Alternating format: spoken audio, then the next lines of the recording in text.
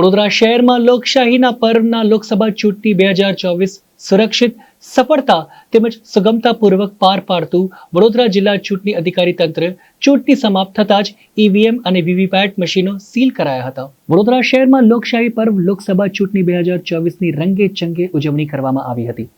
વડોદરા ખાતે 61.56% મતદાન નોંધાવ્યું હતું, જેમાં મતદારોને કોઈ પણ અગવડતા ન પડે તે માટે તંત્ર ખડે પગે રહ્યું હતું. તેમજ મતદારોના સુરક્ષાના ભાગરૂપે પોલીસ તંત્ર દ્વારા પણ સુચારુ વ્યવસ્થા ગોઠવવામાં આવી હતી. વહેલી સવારથી જ મતદારોએ પોતાનો અનેરો ઉત્સાહ દર્શાવી મતદાન મથકો પર ધમધમાટ શરૂ કર્યો હતો. લોકશાહીનો મહાપર્વ સમાપ્તિની સાથે જ તંત્ર દ્વારા ઈવીએમ મશીન તેમજ વીવીપેટ મશીન 1800થી વધુ મતદાન મથકો પરથી કલેક્ટ કરી સ્ટ્રોંગ રૂમ ખાતે લઈ જવાની તૈયારીઓ કરી હતી. હવામાન વિભાગ દ્વારા હીટવેવની આગાહી હોવા છતાં પણ ઉત્તમ પ્રમાણમાં મતદાન થતા વડોદરા જિલ્લા ચૂંટણી અધિકારીઓ દ્વારા રાહતનો શ્વાસ લીધો હતો. તમામ મતદાન મથકોના ઈવીએમ અને વીવીપેટ મશીન મહારાજા સયાજીરાવ યુનિવર્સિટીની પોલિટેકનિક કોલેજ ખાતે લઈ જવામાં આવ્યા છે.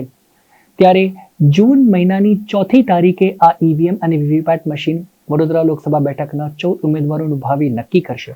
એ યુવાનોમાં એવું પણ હતું કે રામ મંદિર બનાવ્યું 370ની કલમે ને આજના યુવાનો એવું કે સોશિયલ મીડિયાના કારણે એકદમ જાગૃત છે અને જાગૃત હોવાના કારણે એમને પણ દેશના પ્રશ્નો કોણે ઉકેલ્યા આ બધી જ એમને ખબર છે.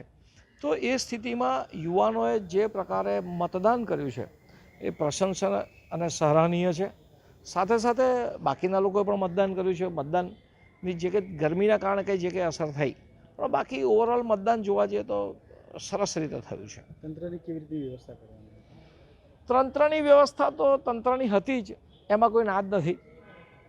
પણ ભારતીય જનતા પાર્ટીએ પક્ષ તરીકે જે પોતાની વ્યવસ્થા કરી હતી, ભાજપના વડોદરાના અધ્યક્ષ અને એને લઈને જે કંઈ બાકીની વ્યવસ્થા હતી એ વ્યવસ્થા પણ અભૂતપૂર્વ હતી કે બધા જ કાર્યકર્તાઓને જમવાની નાસ્તાની આ બધાની ચિંતા કરી.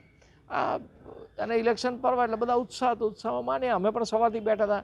આજે મજા કરી છે.